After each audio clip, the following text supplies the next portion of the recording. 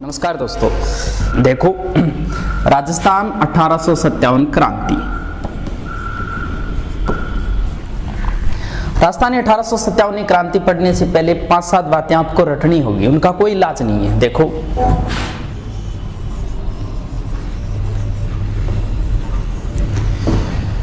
हमारे यहाँ राजपूताना रेजिडेंस की स्थापना हुई थी। राजपूताना रेजिडेंस 1832। इसका जो मेन अधिकारी होता था वो होता था AGG, agent to governor general. इसकी स्थापना 32 में हुई और इसका मुख्य कार्यालय बनाया था उन्होंने अजमेर में। अब क्या अंग्रेजों को गर्मी ज्यादा लगती थी, उन्होंने क्या किया 45 में इसमें ट्रांसफर करके इसकी एक शाखा बना दी आबू में, यानी 6 महीने यहाँ 6 महीने यहाँ। जब गर्मी होती थी जैसे मई जून, तब वो आबू आ जाते थे, सर्दी में अजमेर आ जाते थे। उसका मेन अधिकारी एजीजी था और प्रथम एजीजी था लोकेट। अपन को पढ़ना है 1857 की क्रांति। 1857 की क्रांति के समय एजीजी था George Patrick Lawrence. George Patrick Lawrence. देश में गवर्नर जनरल था कैनिंग, और कैनिंग ने अपने एजीजी छोड़ रखे थे प्रत्येक जगह। हमारे यहाँ था George Patrick Lawrence. George Patrick Lawrence, इसने अपने पीए छोड़ रखे थे, पॉलिटिकल एजेंट पीए। जयपुर का उस समय पीए था ईडन, कोटा का था बर्टन, मेवाड़ का था सावर्स और मैकमोसन था मारवाड़ का। ये आपको याद करने ही होंगे। कोटा का ईडन, जयपुर का ईडन, कोटा का बर्टन, मेवाड़ का सावर्स और मैकमोसन, और कुछ 2-4 राजा भी याद करने होंगे। देखो, जयपुर का था राम सिंह सेकंड, राम सिंह सेकंड। कोटा का भी राम सिंह ही था, राम सिंह सेकंड। यहाँ का था सावर्स स्वरूप, सावर्स स्वरूप दोनों सहप्रिय, सावर्स और स्वरूप सिंह। और यहाँ का था तख्त सिंह, और इसका एक सेनापति था जिसका नाम था ओनाड सिंह। ये भी याद करना होगा क्यों आगे ये लड़ाई करने जाएगा, इसलिए ये चीजें याद करनी ही होगी। जयपुर का राम सिंह पीए था, पॉलिटिकल एजेंट ईडन। कोटा का भी Ram Singh, political agent Burton. Mewar का Swaroop Singh, political agent showers. और मारवाड़ का तख्त सिंह, पॉलिटिकल एजेंट था मैकमोसन। राम सिंह जयपुर में अगर बात करेंगे ना कुछ बनवाने की, तो चाहे बांध हो, बाग हो, स्कूल हो, कॉलेज हो, जयपुर को कलर हो, ये सारे राम सिंह ने करवाए थे। राम सिंह के समय थी मेव कॉलेज, महाराजा कॉलेज, रामबाग, रामगढ़ बांध, ये सारी चीजें इसी की करवाई हुई थी। जयपुर को गेरुआ रंग में भी राम सिंह ने रंगवाया था। अब देखो आगे पढ़ते हैं। हमारे 1857 की क्रांति के समय 6 छावनियां थी। ये भी प्रश्न पूछ लिया।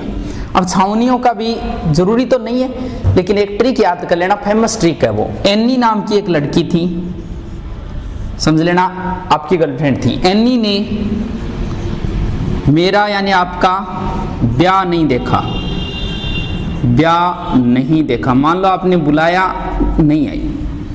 ए का मतलब एरियनपुरा छावनी, एरियनपुरा पड़ती है पाली में। ने का मतलब नीमच, नीमच पड़ती है एमपी में। ने का मतलब नसीराबाद, नसीराबाद है अजमेर में। ब्या का मतलब ब्यावर। दे का मतलब देवली, देवली पड़ती है टोंक में। ख का मतलब खेरवाड़ा, खेरवाड़ा पड़ती है उदयपुर में। सीधी ट्रिक से याद रखना, क्योंकि ऐसा प्रश्न आया है निम्न में से छावनी नहीं थी, कितनी छावनी थी। एक प्रश्न ऐसे भी आया था, निम्न में से कौन सी छावनी राजस्थान में स्थित नहीं थी, तो नीमच पड़ता है यहाँ एमपी में। उस समय इस नीमच की देखरेख ये सावर्स करता था, भी राजस्थान तो था ही नहीं उसमें, ये सावर्स करता था, यानी इसी के अधीन थी ये, इसलिए ये राजस्थान की ही मानी जाएगी। तो ये प्रश्न ही पूछ लिया, राजस्थान से बाहर स्थित छावनी वर्तमान में वो हो गई नीमच। ये 6 छावनी ट्रिक से एरियनपुरा, पाली, नीमच एमपी, नसीराबाद, अजमेर, ब्यावर, अजमेर, देवली, टोंक और खेरवाड़ा उदयपुर। 1-2 बार देख लेना, याद आ जाएगी आराम से। अब पढ़ते हैं अपन मेन चीजें।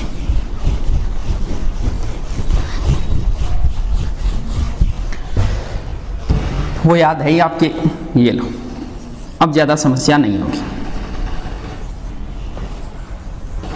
देखो, क्रांति देश के मध्य से ही शुरुआत हुई थी, राजस्थान में भी मध्य से ही भड़केगी क्रांति। देश में क्रांति शुरू हो गई थी 10 मई 1857 मेरठ से, मध्य मेरठ से। जब मेरठ में क्रांति भड़की तो अपना एजीजी बैठा था आबू के अंदर, क्यों गर्मियां थी मई में। कौन? George Patrick Lawrence. लॉरेंस को सूचना मिली थी 19 मई को कि क्रांति भड़क गई। इसने सबसे पहले क्या काम किया? सबसे पहले सभी राजाओं को सूचित किया, खत लिखा। क्या लिखा? उसने याद करवाई सहायक संधियां। सहायक संधियां ये भी पूछ लिया, सहायक संधियां कब हुई थी? 1817-18।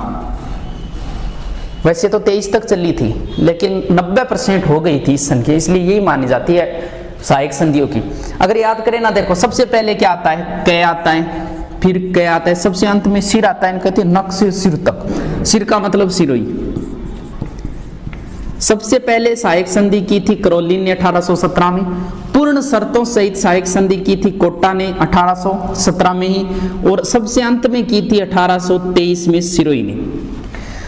बात सीधी सी एक है, सहायक संधि में यही तय हुआ था, सीधी अगर एक शब्द में बात करें, हमारे मुसीबत आई आप काम आओगे, आपके मुसीबत आई हम काम आएंगे। बस वो चीज याद दिलवा रहा है कि भी क्रांतिकारियों का कोई राजा सहयोग नहीं करेगा। उस संधि के तहत, सहायक संधि के तहत, हमारे मुसीबत आई आप हमारे काम आओ। वो सब राजाओं को इसने सूचना भेजी।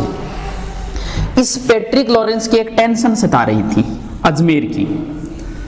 यहां था अजमेर,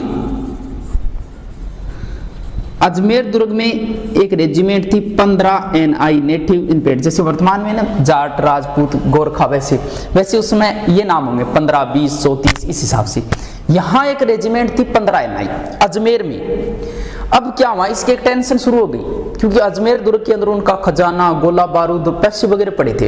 इसने सोचा यार ये भारतीय हैं, कहीं उपद्रव ना कर दे, अगर यहाँ अजमेर पे कब्जा हो गया तो पूरे टूट जाएंगे, क्योंकि मेन चीजें सारी अजमेर दुर्ग में हैं। इसने क्या किया, इस रेजिमेंट को यहाँ से हटा के अपन भारतीय वालों को 15 NI को, और इसने भेज दिया यहाँ नसीराबाद में। यानी कौन सी रेजिमेंट आ गई? 15 NI प्लस यहां पहले से एक रेजिमेंट थी 15 दूनी 30 NI। अब यहां एक अंग्रेज था न्यूबरी। अब भारतीयों को पता चल गया भी अपने ऊपर विश्वास नहीं है, उनको अपनी रेजिमेंट बुला लिया, विश्वास नहीं है इसलिए हमें हटाया है यहां से। उन्होंने न्यूबरी से पूछ लिया क्या बात है, हमारे पर विश्वास कौन था। अब सही जवाब नहीं दे पाए न्यूबरी, तो यहाँ के लोगों ने क्रांति कर दी। देश में क्रांति भड़की है 10 मई को, अपने 18 दिन बाद यानी 28 मई। राजस्थान में क्रांति की शुरुआत भी मध्य से होगी, 28 मई नसीराबाद से होगी। यहाँ के विद्रोह किया, न्यूबरी को मार दिया, सारे के सारे सीधे क्रांति का मूल केंद्र कहाँ है? दिल्ली, वहां चले गए। आराम से याद हो जाएगी। नसीराबाद छावनी 15 और 30वीं रेजिमेंट है यहाँ की NI, Bengal native infantry NI। विद्रोह कर दिया, न्यूबरी को मार दिया और यहाँ से भाग के चले गए वहां। अब देखो विद्रोह कहाँ होगा? यहाँ नीमच। इसके 2-4 दिन बाद यानी 3 जून को, 3 जून 1800, यहाँ एक सैनिक था मोहम्मद अली बेग। मोहम्मद अली बेग। यहाँ एक अंग्रेज अधिकारी था एबोट। वो एबोट शपथ दिला रहा था इनको कि क्योंकि क्रांति का पता चल गया अंग्रेजों को, वो शपथ दिला रहा था भी आप हमारे प्रति वफादार रहोगे। तो मोहम्मद अली बेग ने कहा कि भी हम वफादार क्यों रहे, क्या आप वफादार रहे हो हमारे प्रति? इस लाइन को घुमा फिरा के अभी एक एग्जाम में पूछा था।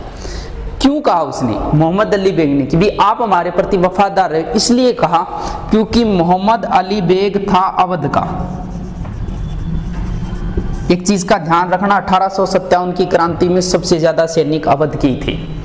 अवध की थी बेगम हजरत महल। अंग्रेजों ने क्या किया, बेगम हजरत महल को बोले भी तू तो औरत है, तू राज नहीं चला सकती, ऐसे वैसे करके उसको हड़प लिया था।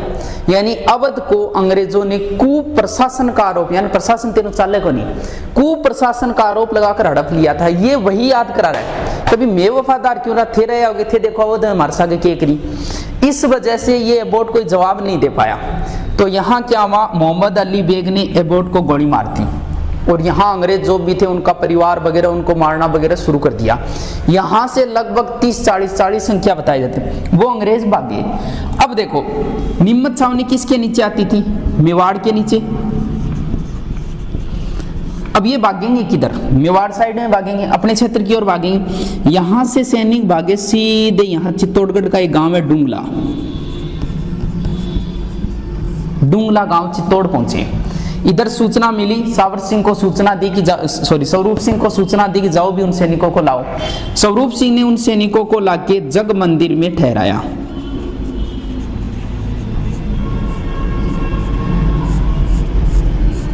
गोकुलचंद नाम है उसकी देखरेख में यहाँ छोड़ दिया जग मंदिर। ध्यान रहे जग मंदिर में ही शाहजहां को शरण दी थी करण सिंह ने, और जग मंदिर में ही नीमच से भागे हुए सैनिकों को स्वरूप सिंह ने यहाँ ठहराया था जग मंदिर के अंदर।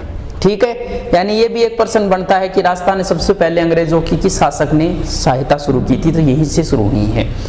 अब जग मंदिर यहाँ ठहरा दिया। अब तीसरी मेन क्रांति भड़केगी अपने, वो है यहाँ एरियनपुरा। एरियनपुरा पाली में पड़ता है, वो पाली मारवाड़ रियासत के अंदर आता था। यहाँ क्रांति भड़की है 21 अगस्त को। यहाँ के सैनिकों ने शिव सिंह का नेतृत्व था, शिव सिंह के नेतृत्व से में एक नारा दिया, चलो दिल्ली मारो फिरंगी। चलो दिल्ली, देश में क्रांति का नारा तो था मारो फिरंगी, और हमने दिया था एरियनपुरा छावनी वालों ने चलो दिल्ली मारो फिरंगी। यहां से सैनिक उपद्रव करके इधर भागे। पाली में ही थोड़ा सा आगे आती एक स्थान आता है अव्वा, और उस समय अव्वा का ठाकुर था ठाकुर खुशाल सिंह।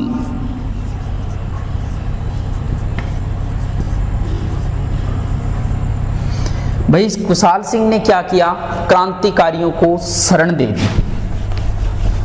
ये मिटा देता हूं, आप उतार लेना साथ साथ में, दोबारा देख लेना, कोई बात नहीं है। खुशाल सिंह ने क्या किया, क्रांतिकारियों को शरण दे दी। अब ये ठाकुर किसका था, मारवाड़ का तख्त सिंह। अब तख्त सिंह को यहाँ के पीए ने कहा कि जाओ भी, तेरा आदमी है, उसे कह, क्रांतिकारियों को शरण दे रखी है उसने। अब देखो दो युद्ध होंगे, बड़े ही महत्वपूर्ण युद्ध है, कई बार पूछ लिए, जो एक तरफ खुशाल सिंह होगा दूसरी तरफ कौन आगा वो बात करें। पहले तो दो युद्धों के नाम, बिठोड़ा, दोनों पाली में ही है, यहीं पढ़ते हैं अव्वा के अंदर ही, बिठोड़ा युद्ध और चेलावास युद्ध।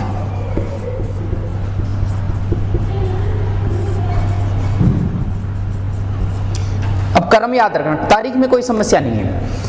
बेट चेला याद रख लेना, जिस हिसाब से रखो, पहले बिठोड़ा है, बेट चेला, पहले बिठोड़ा है फिर चेलावास है, तारीख में कोई समस्या नहीं है। 8 सितंबर और 18 सितंबर। पहले युद्ध में तख्त सिंह अपनी तरफ से कार्रवाई, दूसरी तरफ तो खुशाल सिंह है ही, और दोनों युद्धों में खुशाल सिंह ही जीतेगा। एक तरफ तो खुशाल सिंह है ही।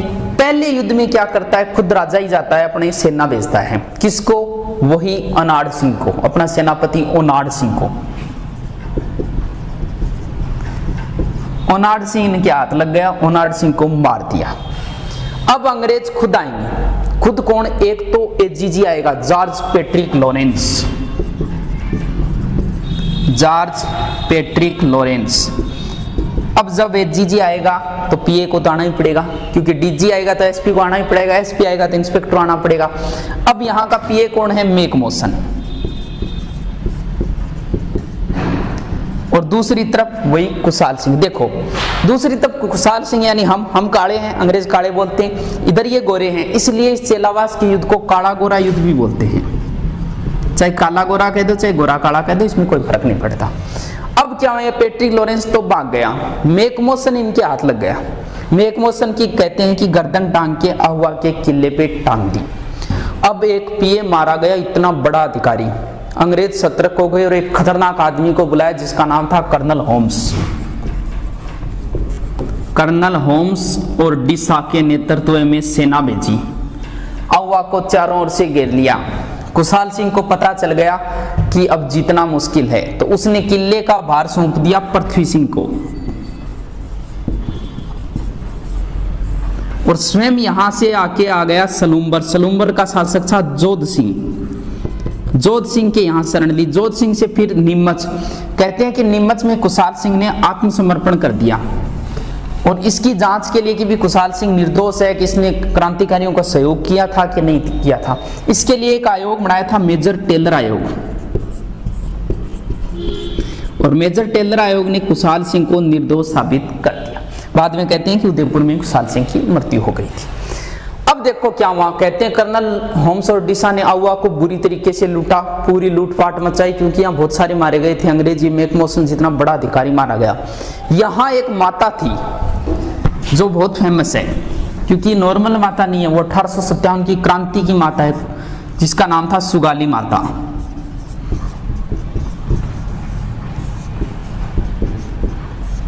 इसका एक बार प्रश्न आया था आरपीएससी ने, बहुत अच्छा प्रश्न पूछा। आरपीएससी के आज तक के सबसे फेवरेट प्रश्न, जो खतरनाक प्रश्न पूछे दिमाग वाले, वो 2 ही प्रश्न पूछे गए आज तक। एक बार प्रश्न पूछा था उसने कि अजमेर में सर्वाधिक बारिश हो तो बाढ़ कहाँ आएगी।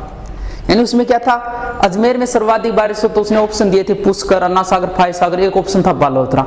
अब तो सबको आता है वो, उसमें बालोतरा किसी ने नहीं सोचा था, क्योंकि बालोतरा ढलाई के अंदर अजमेर में सर्वाधिक बारिश होती है, लूनी नदी में जलाएगा और लूनी नदी लास्ट में जाके ढलान वाला क्षेत्र बालोतरा, वहां बाढ़ आती है। एक प्रश्न ये पूछा था, उसने पूछा था सुगाली माता से संबंधित है, नीचे ऑप्शन दिए 10 सिर 20 हाथ, 10 सिर 30 हाथ, 10 सिर 52 हाथ, 10 सिर 54 हाथ। अब कौन सोचे, जिसने पढ़ा था वो तो ठीक है, अब बाकी कौन अंदाज लगाए कि जिसके 10 सिर हो उसके 54 हाथ हो।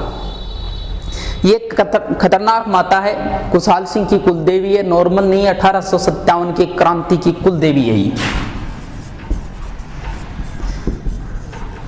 ऐसे 10 सिर है, इस तरीके से हाथ है माता के, चारों ओर 52 54 हाथ। नीचे कोई व्यक्ति है, उसके ऊपर खड़ी है ये माता।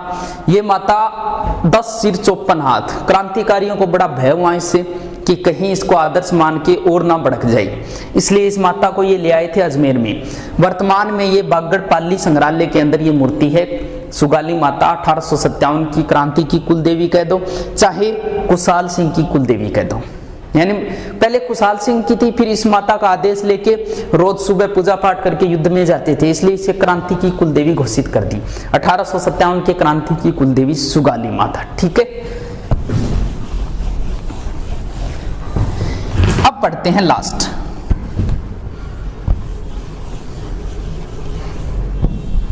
कोटा। जब भी कभी प्रश्न आएगा कि 1857 क्रांति में कहां सैनिक छावनी नहीं थी, ध्यान रखना उसमें कोटा ही ऑप्शन देगा, क्योंकि हम पढ़ते पढ़ते भूल जाते हैं। कोटा में विद्रोह हुआ था इतना याद रहता है, ये भूल जाते हैं कि कोटा में विद्रोह सैनिकों ने नहीं किया था या छावनी नहीं थी। ये एकमात्र जन विद्रोह था जहां जनता ने विद्रोह किया था कोटा के अंदर। कोटा की जनता ने कोटा के शासक को कोटा के किले में कैद कर लिया। किसको? राम सिंह को। राम सिंह सेकंड को तो कर लिया कैद। यहां नेतृत्व किया जयदयाल और मेहराब खां ने। जयदयाल प्लस मेहराब खां।